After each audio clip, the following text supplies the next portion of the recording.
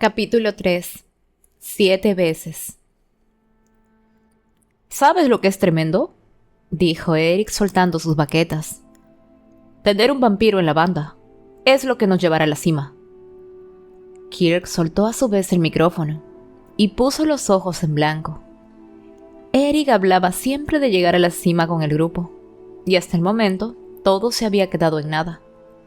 Lo mejor que habían hecho era un bolo en la Nictin Factory, al que solo habían asistido 4 personas, y una de ellas era la madre de Simon. Pues ya me dirás cómo, si no tenemos permiso para contarle a nadie que es un vampiro. Una lástima, dijo Simon. Estaba sentado sobre uno de los altavoces, al lado de Clary, que estaba enfrascada enviándole un mensaje de texto a alguien, seguramente a Jace. Aunque nadie te creería, de todos modos. Mira, aquí me tienes, a plena luz del día. Levantó los brazos para señalar los rayos de sol que entraban a través de los agujeros del tejado de garaje de Eric, su lugar de ensayo habitual. En cierto sentido, todo eso hace mella en nuestra credibilidad, dijo Matt, retirándose de los ojos un mechón pelirrojo y mirando a Simon con los ojos entrecerrados. Tal vez si tú pusieras unos colmillos falsos. No necesita colmillos falsos, dijo Clary malhumorada, dejando el teléfono. Tiene colmillos de verdad. Ya lo han visto. Y era cierto. Simon había tenido que enseñar los colmillos cuando le dio la noticia a la banda. Al principio pensaron que había sufrido un golpe en la cabeza o una crisis nerviosa, pero en cuanto les mostró los colmillos, quedaron convencidos. Eric había reconocido incluso que aquello no le sorprendía especialmente. Siempre he sabido que los vampiros existen, colega, había dicho. Si no, ¿cómo sería posible que haya gente conocida que siempre tenga la misma pinta, incluso cuando tiene, por ejemplo, 100 años, como David Bowie? Es porque son vampiros. Simon había dicho basta y no les había contado que Clary e Isabel eran cazadoras de sombras. No era él quien debía revelar su secreto, y tampoco sabían que Maya era una chica lobo. Simplemente pensaban que Maya e Isabel eran 2 chicas guapísimas que inexplicablemente habían accedido a salir con Simon. Sus colegas lo achacaban a lo que Kirk denominaba su embrujo de vampiro sexy. A Simon le daba igual lo que sus amigos pudieran decir, siempre y cuando no metieran la pata y le comentaran a Maya o a Isabel la existencia de la otra. Hasta el momento había salido airoso invitándolas a bolos distintos, y nunca habían coincidido. ¿Y si enseñaras los colmillos en escena?, sugirió Eric. Solo una vez, amigo, muéstraselos al público. Si lo hiciera, el líder del clan de vampiros de Nueva York los mataría a todos, dijo Clary. ¿Lo saben, no? Movió la cabeza en dirección a Simon.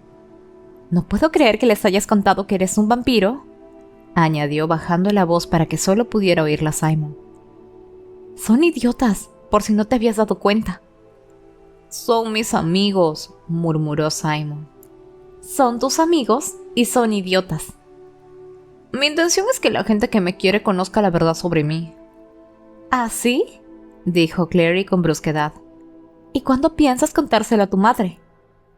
Pero antes de que a Simon le diera tiempo a responder, alguien llamó con fuerza a la puerta del garaje, que se abrió un instante después, con la luz del sol otoñal inundando el interior del espacio.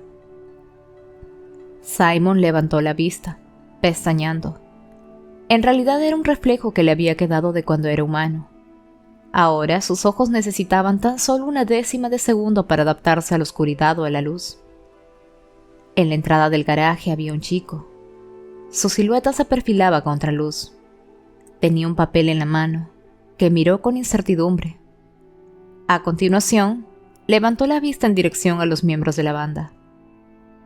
«Hola», dijo. «¿Es aquí donde ensaya el grupo Mancha Peligrosa?» «Ahora nos llamamos Lemur Dicótomo», dijo Eric, dando un paso al frente. «¿Y tú quién eres?» «Me llamo Kyle», respondió el chico, agachándose para pasar por debajo de la puerta del garaje. Cuando se enderezó, se echó hacia atrás el mechón de cabello castaño que le caía sobre los ojos y le entregó el papel a Eric. He visto que andaban buscando un cantante. ¿En serio?, exclamó Matt. Ese anuncio lo publicamos hará cosa de un año. Lo había olvidado por completo. Sí, dijo Eric. Por aquel entonces tocábamos otro tipo de cosas. Ahora prácticamente no hacemos nada vocal. ¿Tienes experiencia? Simon se fijó que era muy alto, aunque en absoluto flacucho. Se encogió de hombros. La verdad es que no, pero dicen que canto bien. Tenía un acento lento y un poco arrastrado, más típico de los surfistas que de un sureño. Los miembros de la banda se miraron dudando. Eric se rascó la oreja. ¿Nos concedes un segundo, por favor? Por supuesto. Kyle salió del garaje e hizo descender la puerta a sus espaldas. Simon oyó que se ponía a silbar. Le pareció que era She'll Be Coming Round the Mountain, aunque no sonaba del todo afinado. No sé, dijo Eric. No estoy muy seguro de si alguien nuevo nos vendría bien ahora. Me refiero a que no podemos contarle lo del vampiro, ¿no creen? No, contestó Simon. No pueden. Pues vaya, dijo Matt. Es una lástima. Necesitamos un cantante. Kirk canta de pena, lo digo sin ánimo de ofender, Kirk. Que te jodan, espetó Kirk. Yo no canto de pena. Sí, tío, dijo Eric. Das una pena que no ves. Pienso, opinó Claire interrumpiéndolos y subiendo la voz, que deberían hacerle una prueba. Simon se quedó mirándola. ¿Por qué? Porque está buenísimo, dijo Clary, sorprendiendo a Simon con el comentario. La verdad era que él no le había llamado la atención en absoluto, aunque quizás no fuera el más indicado para juzgar la belleza masculina. Y su banda necesita un poco de sex appeal. Gracias, dijo Simon. Muchas gracias en nombre de todos. Clary bufó con impaciencia. Sí, todos son muy guapos, sobre todo tú, Simon. Le dio unos golpecitos cariñosos en la mano. Pero Kyle está tremendo. Es lo único que digo.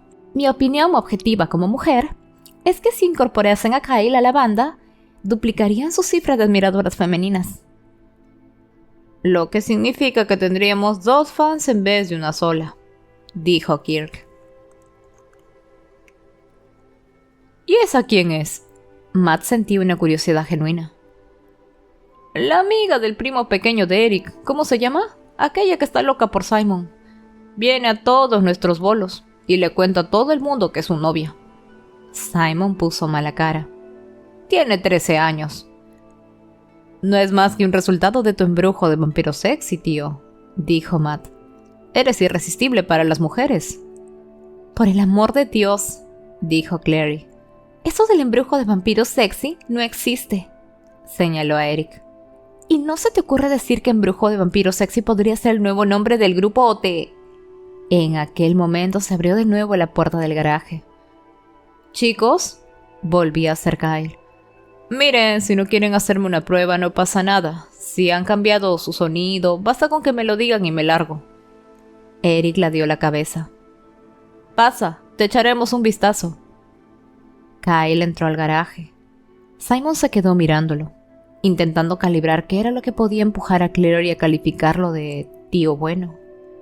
Era alto, ancho de hombros y delgado, con pómulos marcados, pelo negro y largo, que le cubría la frente y se rizaba a la altura del cuello, y una piel morena que no había perdido aún el bronceado veraniego. Sus largas y espesas pestañas, que cubrían unos alucinantes ojos verde avellana, le hacían parecer una estrella de rock afeminada. Iba vestido con una camiseta ceñida de color verde y pantalón vaquero, y llevaba los brazos tatuados, no con marcas, sino con tatuajes normales y corrientes. Era como si un pergamino escrito en su piel desapareciera en el interior de las mangas de la camiseta. Simon se vio obligado a reconocerlo. No era horrendo. ¿Saben qué?, dijo por fin Kirk rompiendo el silencio. Es verdad, está muy bueno. Kyle pestañeó y se volvió hacia Eric. ¿Quieren que cante o no? Eric desenganchó el micrófono del pie y se lo entregó. Adelante, dijo. Pruébalo. No ha estado nada mal, dijo Clary. Cuando sugerí lo de incluir a Kyle en el grupo lo decía en broma, pero la verdad es que sabe cantar. Estaban andando por la avenida Ken de camino a casa de Luke. El cielo se había oscurecido para pasar de azul a gris, preparándose para el crepúsculo, con las nubes pegadas a ambas orillas del East River. Clary recorría con su mano enguantada la valla con eslabones de cadena que lo separaba del malecón de hormigón agrietado, haciendo vibrar el metal. «Lo dices porque piensas que está bueno», dijo Simon.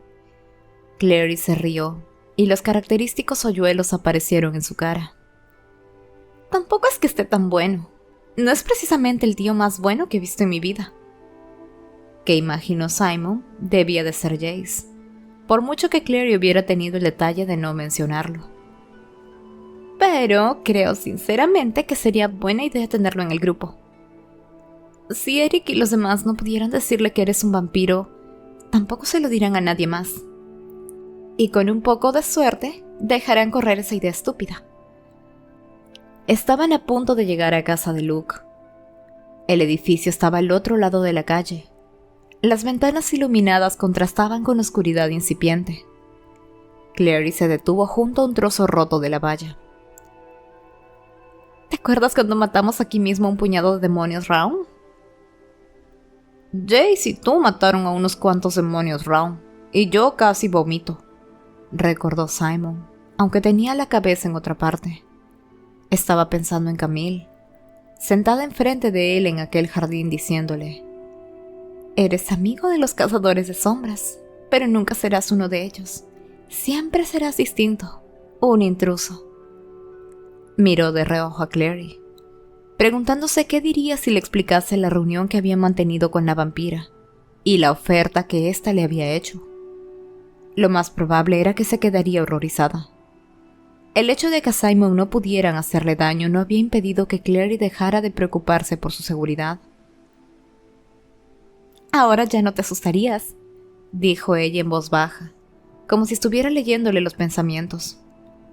«Ahora tienes la marca». Sin despegarse de la valla, se volvió para mirarlo. «¿Se ha dado cuenta alguien que tienes la marca? ¿Te han hecho preguntas al respecto?» Simon negó con la cabeza.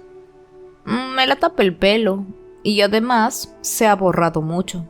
¿Lo ves?». Se retiró el pelo de la frente. Clary le tocó la frente, y la marca en forma curva allí trazada.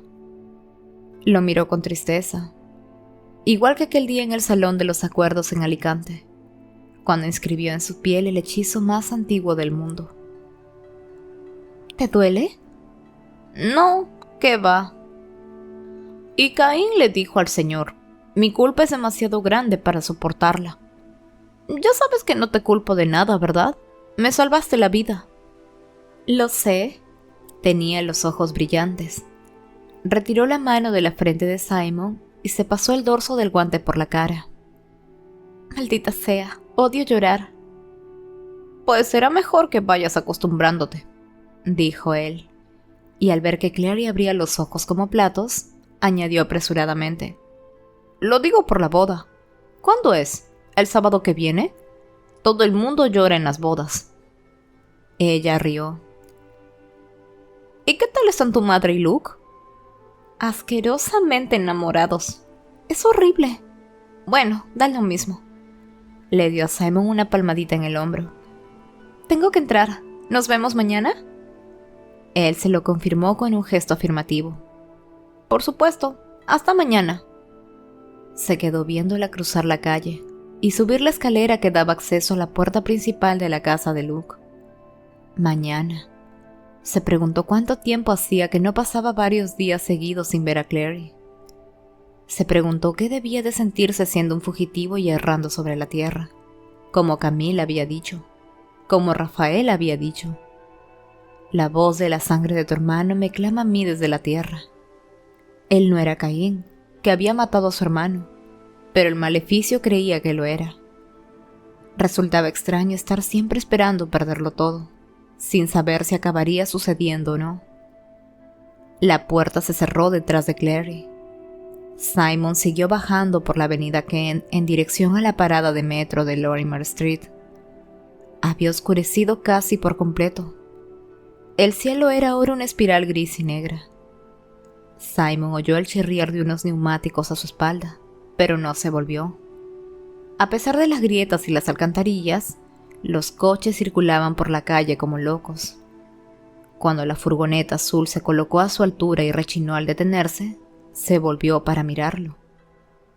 El conductor de la furgoneta arrancó las llaves del contacto, parando en seco el motor y abrió la puerta. Era un hombre alto vestido con un chandal con capucha de color gris y zapatillas deportivas, cubierto con la capucha hasta tal punto que le ocultaba prácticamente toda la cara. Saltó del asiento del conductor y Simon vio que llevaba en la mano un cuchillo largo y reluciente. Mucho después, Simon pensaría que debería haber echado a correr.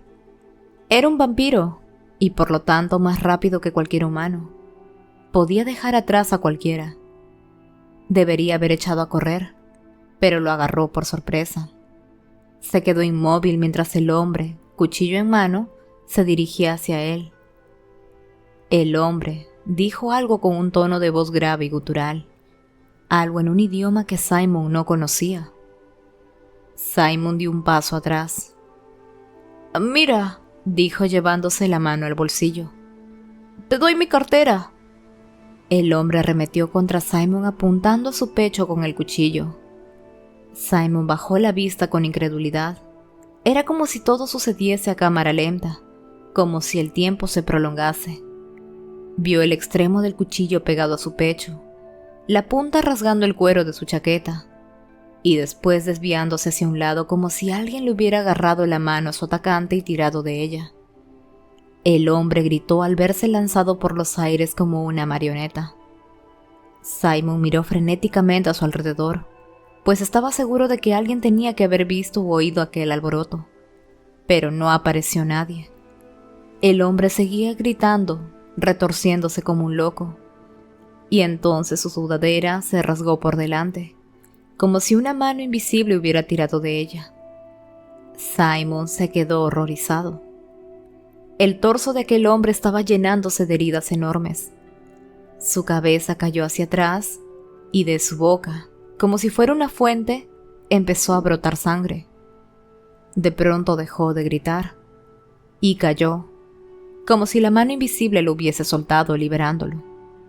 Se estampó contra el suelo, haciéndose añicos como el cristal, rompiéndose en 1000 pedazos brillantes que inundaron la acera.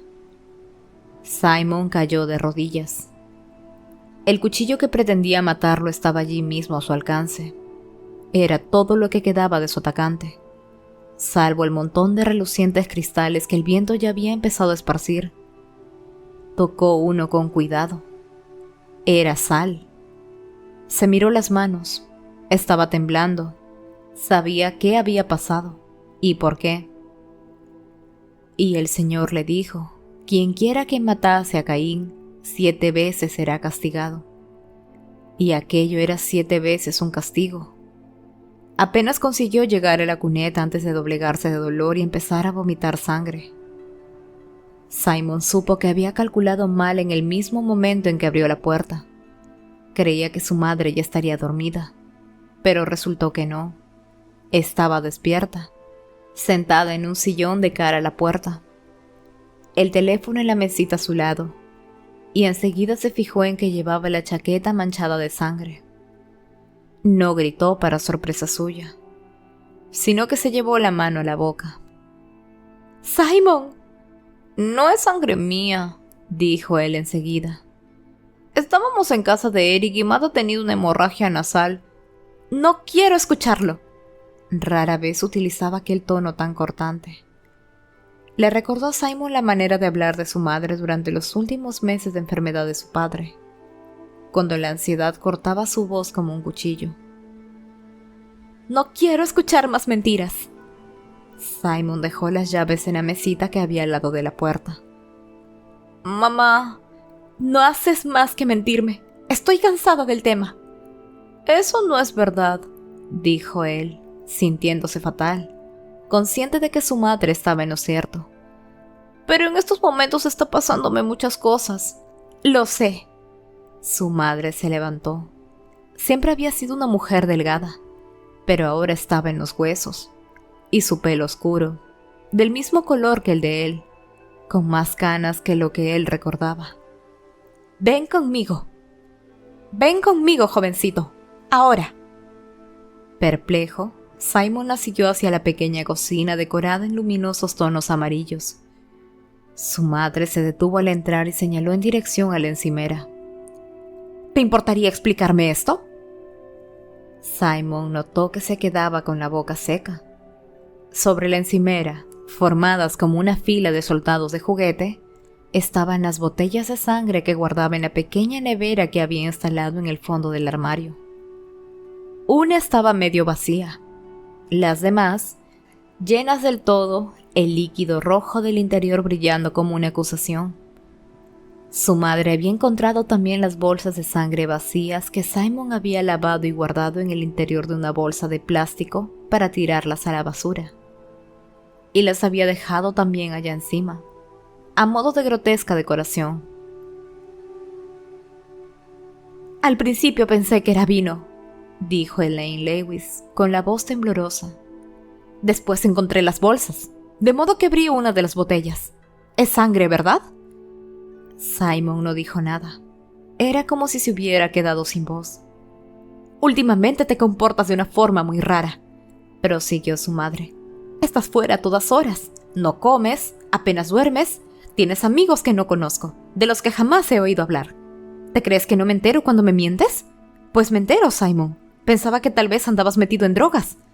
Simon encontró por fin su voz. ¿Y por eso has registrado mi habitación? Su madre se sonrojó. Tenía que hacerlo. Pensaba que si encontraba drogas, podría ayudarte, meterte en un programa de rehabilitación, pero... ¿esto? Gesticuló con energía en dirección a las botellas. Ni siquiera sé qué pensar sobre esto. ¿Qué sucede, Simon? ¿Te has metido en una secta? Simon negó con la cabeza. Entonces cuéntamelo, dijo su madre. Sus labios temblaban. Porque las únicas explicaciones que se me ocurren son horribles y asquerosas, Simon. Por favor. Soy un vampiro, dijo Simon. No tenía ni idea de cómo lo había dicho, ni siquiera por qué, pero ya estaba dicho. Las palabras se quedaron colgando en el aire como un gas venenoso. La madre de Simon sintió que le fallaban las piernas y se derrumbó en una silla de la cocina. ¿Qué has dicho?, dijo en un suspiro. Soy un vampiro, repitió Simon. Hace cerca de 2 meses que lo soy. Siento no habértelo contado antes. No tenía ni idea de cómo hacerlo. La cara de Elaine Lewis se había quedado blanca como el papel. Los vampiros no existen, Simon. Sí, mamá, dijo. Existen. Mira, yo no pedí ser un vampiro. Fui atacado. No me quedó otra elección. Lo cambiaría todo si estuviera en mi mano hacerlo. Pensó en el folleto que Clary le había dado hace ya tiempo. Aquel en el que hablaba sobre cómo contarlo a tus padres.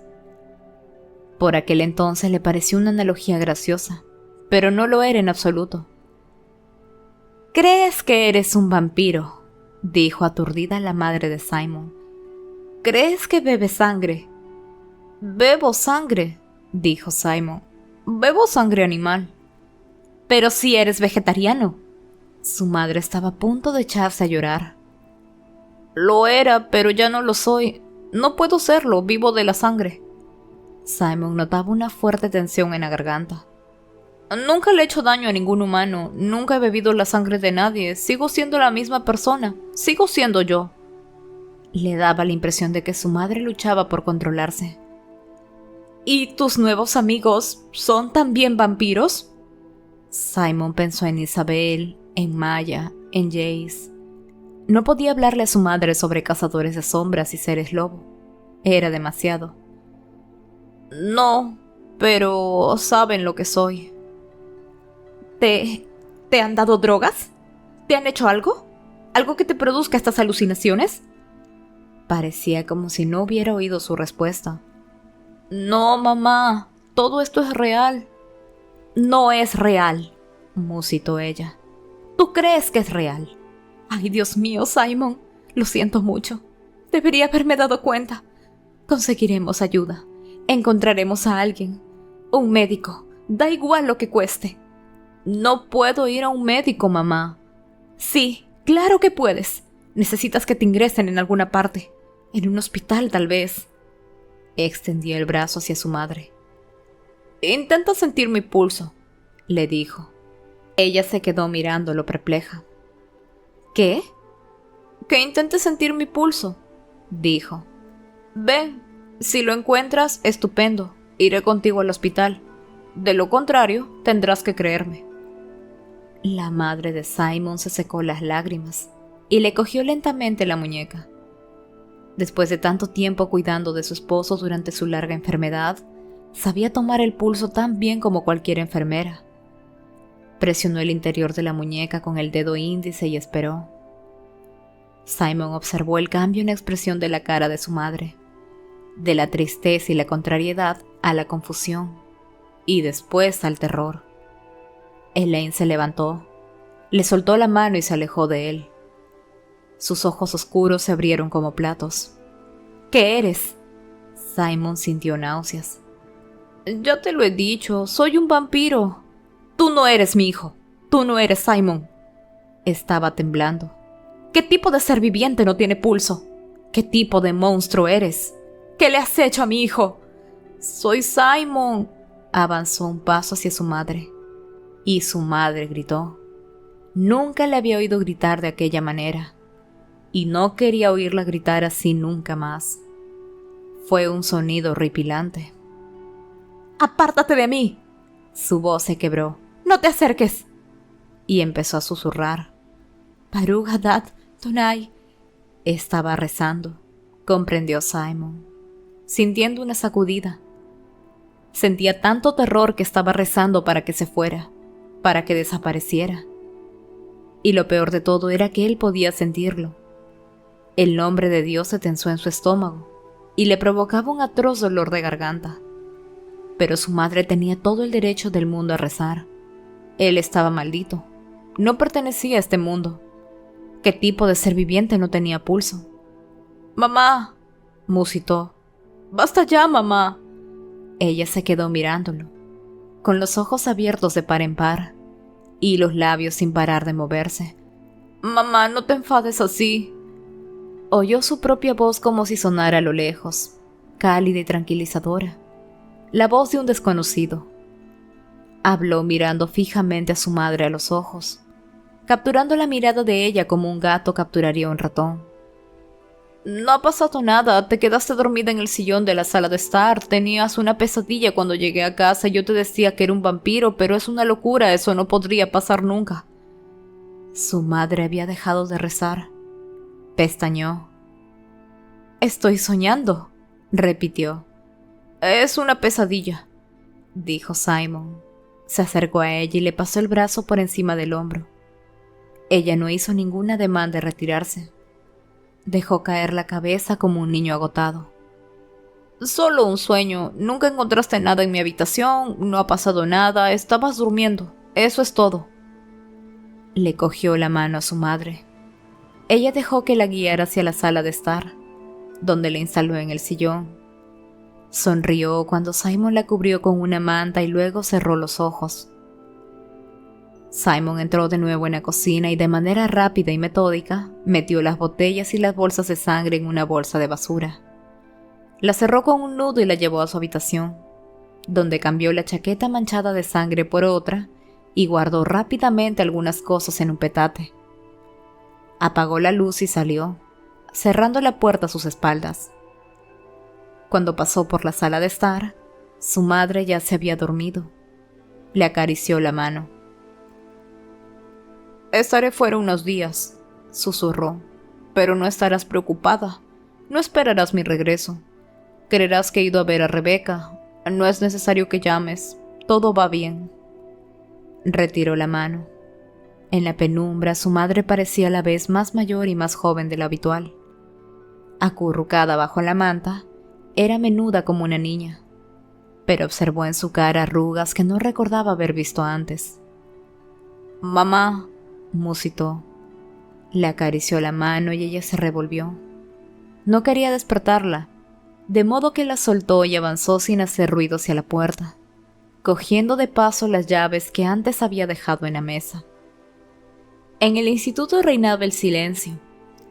Últimamente siempre reinaba el silencio. Aquella noche, Jace había decidido dejar la ventana abierta para oír los sonidos del tráfico, el gemido ocasional de las sirenas de las ambulancias y el graznido de las bocinas que circulaban por la avenida York. Podía oír cosas que los mundanos no podían oír, y aquellos sonidos se filtraban en la noche y penetraban sus sueños. La ráfaga de aire desplazada por la moto aerotransportada de un vampiro, la vibración de una fantasía alada, el aullido lejano de los lobos en noche de luna llena. Ahora lucía en cuarto creciente y proyectaba luz suficiente para poder leer acostado en la cama. Tenía la caja de plata de su padre abierta delante de él y estaba repasando su contenido. Allí seguía una de las estelas de su padre y una daga de caza con empuñadura de plata con las iniciales SWH grabadas en ella. Y, lo que resultaba más interesante para Jace, un montón de cartas. En el transcurso de las últimas 6 semanas, se había impuesto la misión de intentar leer una carta cada noche para tratar de conocer al que fuera su padre biológico. Y poco a poco había empezado a emerger una imagen, la de un joven pensativo con padres exigentes que se había visto atraído hacia Valentine. Y el círculo, porque parecían ofrecerle la oportunidad de poder destacar en el mundo. Había seguido escribiéndole a Mattis incluso después de divorciarse, un hecho que ella nunca mencionó. En aquellas cartas quedaba patente su desencanto con respecto a Valentine y la repugnancia que le inspiraban las actividades del círculo, aunque rara vez, si es que existía alguna, mencionaba a la madre de Jace, Celine. Tenía sentido. A Mattis no le apetecería oír hablar de su sustituta, pero aún así, Jace no podía evitar odiar un poco a su padre por ello. Si no quería a la madre de Jace, ¿por qué se había casado con ella? Y si tanto odiaba al círculo, ¿por qué no lo había abandonado? Valentine era un loco, pero como mínimo se había mantenido fiel a sus principios. Y luego, claro está, Jace se sentía fatal por preferir a Valentine antes que a su padre de verdad. ¿Qué tipo de persona debía de ser por ello? Una llamada a la puerta le despertó de aquel ejercicio de autorrecriminación. Se levantó para ir a abrir esperando que fuera Isabel, que llegaba para pedirle alguna cosa o para quejarse de algo. Pero no era Isabel, era Clary. No iba vestida como siempre. Llevaba una camiseta de tirantes escotada de color negro, una blusa blanca abierta por encima y una falda corta, lo bastante corta para mostrar las curvas de sus piernas hasta medio muslo. Se había recogido en trenzas su cabello pelirrojo, dejando algunos rizos sueltos que le caían por las sienes, como si en el exterior lloviera levemente. Le sonrió al verlo y arqueó las cejas. Eran cobrizas, igual que las delicadas pestañas que marcaban sus ojos verdes. ¿No piensas dejarme entrar? Jace miró hacia un lado y otro del pasillo. No había nadie, afortunadamente. Cogió a Clary por el brazo, tiró de ella hacia adentro y cerró la puerta. Se apoyó en el umbral y dijo: ¿Qué haces aquí? ¿Va todo bien? ¿Todo va bien? Se quitó los zapatos y se sentó en la cama. La falda ascendió con aquel gesto, mostrando una mayor superficie de sus muslos. Jace estaba perdiendo la concentración. Te echaba de menos, y mi madre y Luke se han ido a dormir.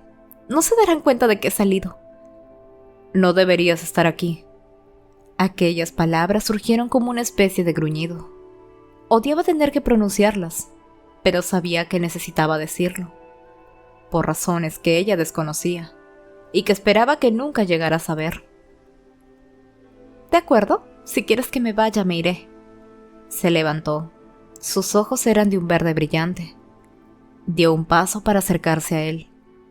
Pero ya que he venido hasta aquí, por lo menos podrías darme un beso de despedida.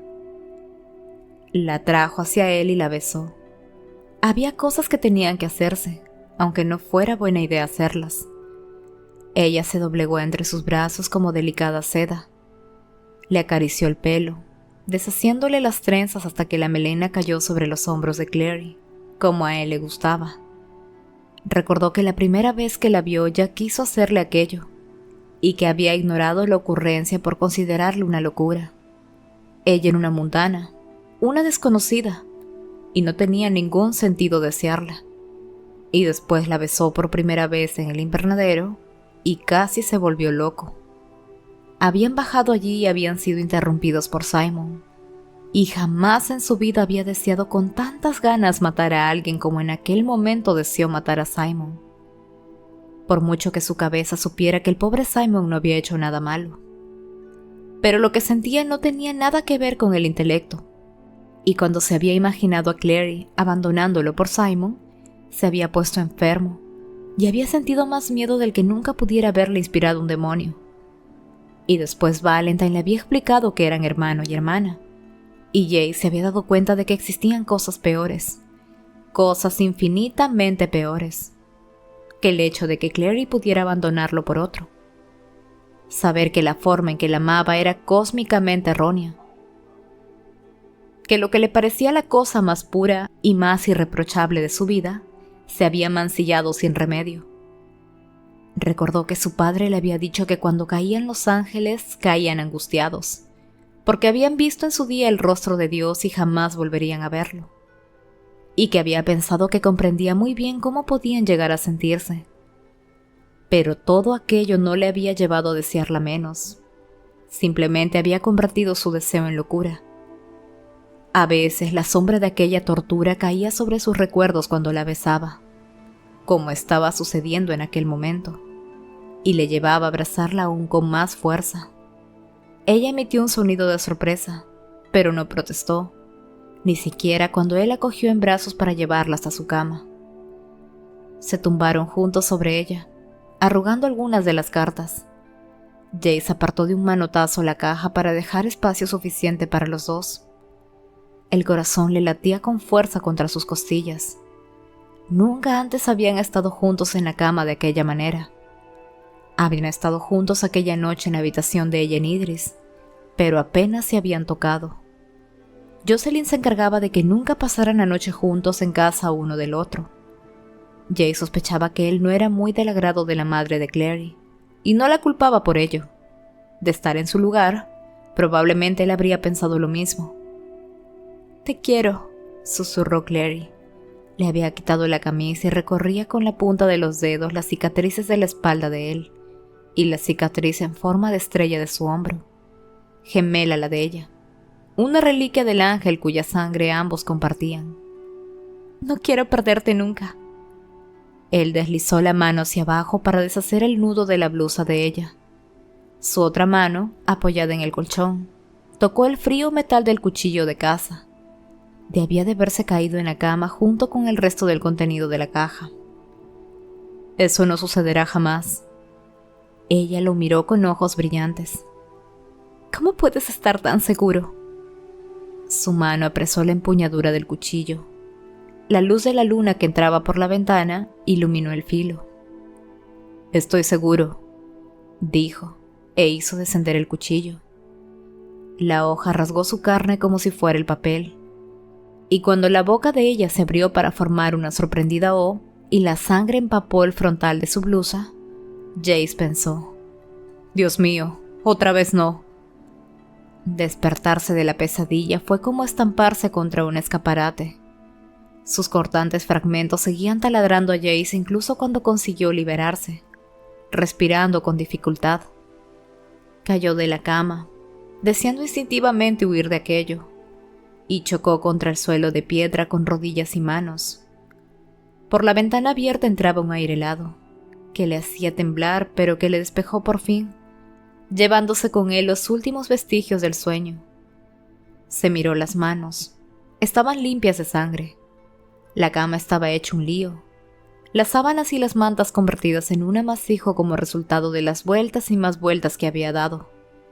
Pero la caja que contenía las pertenencias de su padre seguía en la mesita de noche, en el mismo lugar donde la había dejado antes de echarse a dormir. Las primeras veces que había sufrido la pesadilla, se había despertado y vomitado. Ahora trataba de no comer antes de irse a dormir, y su cuerpo se vengaba atormentándolo con espasmos de mareo y fiebre.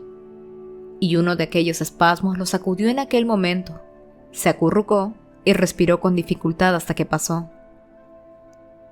Cuando hubo acabado, apoyó la frente en el frío suelo de piedra. El sudor empezaba a enfriarle el cuerpo, pero tenía la camisa pegada a la piel y se preguntó si aquellos sueños acabarían matándolo. Lo había intentado todo para acabar con ellos: pastillas y brebajes para dormir, runas de sueño y runas de paz y curación, pero nada funcionaba. Los sueños devoraban su mente como veneno y no podía hacer nada para aplacarlos. Incluso despierto, le resultaba difícil mirar a Clary. Ella siempre lo había comprendido mejor que nadie, y no podía ni imaginarse qué pensaría si se enteraba del contenido de sus sueños. Se puso de costado en el suelo y miró la caja sobre la mesita de noche, iluminada por la luz de la luna, y pensó en Valentine. Valentine, que había torturado y encarcelado a la única mujer a la que había amado, que había enseñado a su hijo, a sus hijos, que amar a algo equivale a destruirlo para siempre. Su cabeza daba vueltas sin parar mientras se repetía aquellas palabras para sus adentros una y otra vez. Se habían convertido para él en una especie de cántico, y como sucede con cualquier cántico, las palabras habían empezado a perder su significado individual. No soy como Valentine, no quiero ser como él, no seré como él, no. Vio a Sebastián, Jonathan en realidad, su casi hermano, que le sonreía a través de una maraña de pelo blanco como la plata, con los negros ojos brillando con un júbilo despiadado. Y vio su cuchillo clavarse en Jonathan y liberarse, y el cuerpo de Jonathan caer rodando en dirección al río, y su sangre mezclándose con las malas hierbas y la vegetación de la orilla. No soy como Valentine. No sentía haber matado a Jonathan. De tener la oportunidad, volvería a hacerlo. No seré como él. Evidentemente no era normal matar a alguien, y mucho menos a tu hermano adoptivo, y no sentirlo en absoluto. No seré como él. Pero su padre le había enseñado que matar sin piedad era una virtud, y tal vez fuera cierto que no es posible olvidar lo que los padres te enseñan, por mucho que quieras olvidarlo. No seré como él. Tal vez la gente no podía cambiar nunca. No,